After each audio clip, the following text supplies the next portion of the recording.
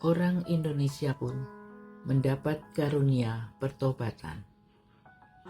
Renungan diambil dari Kisah Para Rasul bab 11 ayat 1 sampai 18. Rasul-rasul dan saudara-saudara di Yudea mendengar bahwa bangsa-bangsa lain juga menerima firman Allah.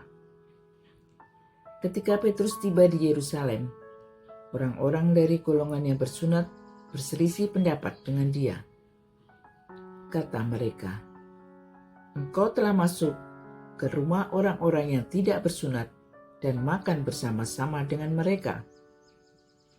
Namun, Petrus menjelaskan segala sesuatu satu persatu. Katanya, "Aku sedang berdoa di kota Yope. Dalam keadaan diliputi kuasa ilahi, aku melihat suatu penglihatan. Sesuatu seperti kain lebar yang bergantung pada keempat sudutnya, diturunkan dari langit sampai ke depanku. Aku menatapnya, dan di dalamnya aku melihat segala jenis binatang berkaki empat, dan binatang liar, dan binatang melata, dan burung-burung. Lalu aku mendengar suara yang berkata kepadaku, 'Bangunlah Petrus, sembelihlah dan makanlah.' Namun aku berkata, 'Tidak Tuhan, sebab belum pernah sesuatu yang haram dan najis masuk ke dalam mulutku.' Tetapi untuk kedua kalinya suara dari surga berkata kepadaku, 'Apa yang dinyatakan halal oleh Allah, tidak boleh engkau nyatakan haram.' Hal itu terjadi sampai 3 kali, lalu semuanya ditarik kembali ke langit. Seketika itu juga 3 orang berdiri di depan rumah tempat kami menumpang. Mereka diutus dari Kaisarea kepadaku. Lalu kata Roh kepadaku, 'Pergilah bersama mereka tanpa membeda-bedakan.' Keenam saudara ini pun menyertai aku. Kami masuk ke dalam rumah orang itu, dan ia menceritakan kepada kami bagaimana ia melihat seorang malaikat berdiri di dalam rumahnya dan berkata kepadanya, 'Suruhlah orang ke Yope untuk menjemput Simon yang disebut Petrus. Ia akan menyampaikan suatu berita kepada kamu, yang melaluinya kamu dan seisi rumahmu akan diselamatkan.'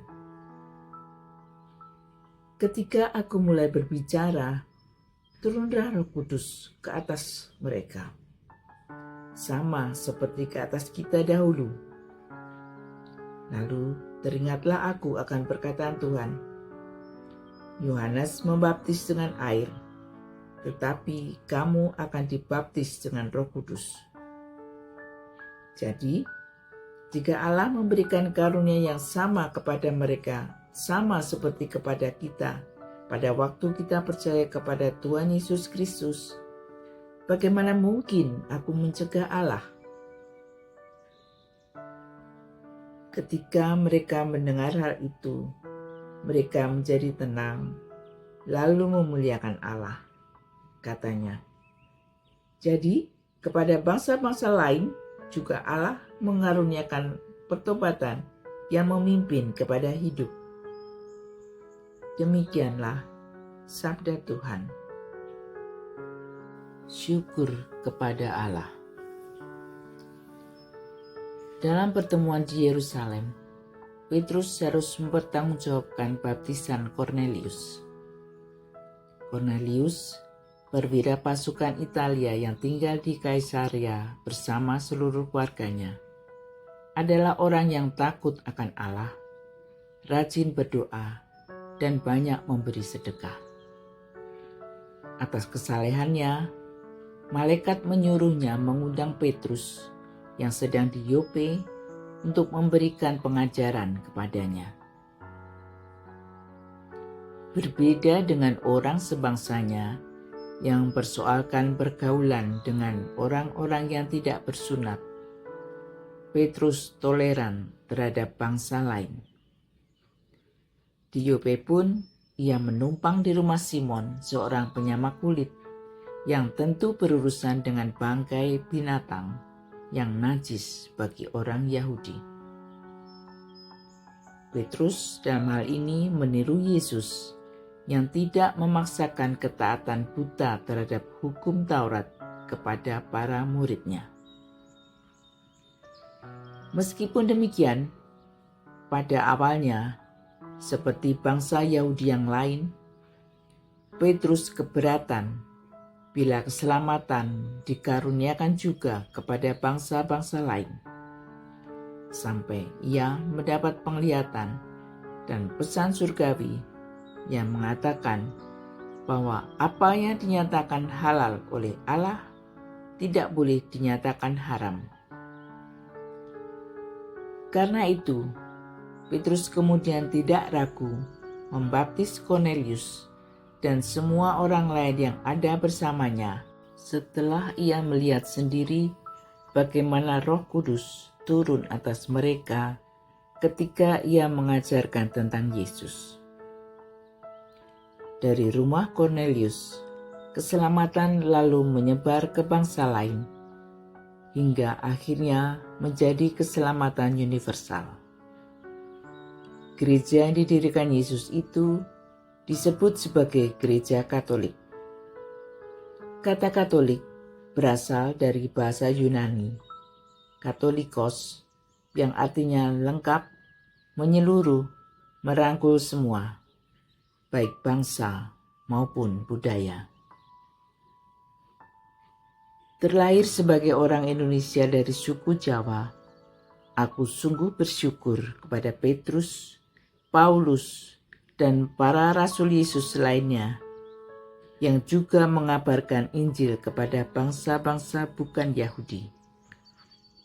Pewartaan itu dilanjutkan oleh para santo, khususnya Franciscus Xaverius dan para pastor misionaris Belanda yang membawanya ke Indonesia.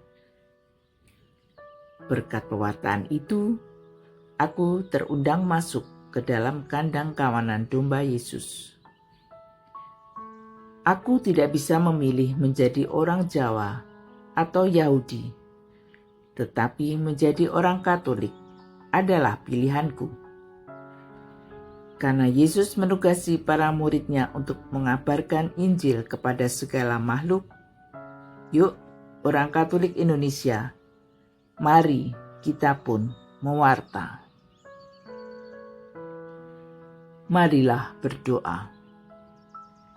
Ya Yesus, terima kasih atas rahmat pertobatan yang Kau berikan kepada bangsa-bangsa lain bukan Yahudi, termasuk bangsa Indonesia, sehingga kami dapat menjadi anggota kawanan domba-Mu. Semoga Engkau berkenan untuk mengirimkan terang-Mu yang akan membimbing kami melaksanakan tugas pewartaan yang Kau berikan kepada setiap murid-Mu. Kami ingin menjadi warga gereja dan warga negara yang baik, yang mampu mewujudkan pesan pahlawan kami untuk menjadi 100% Katolik dan 100% Indonesia. Demikian doa kami ya Yesus, kiranya Engkau berkenan mengabulkannya. Amin.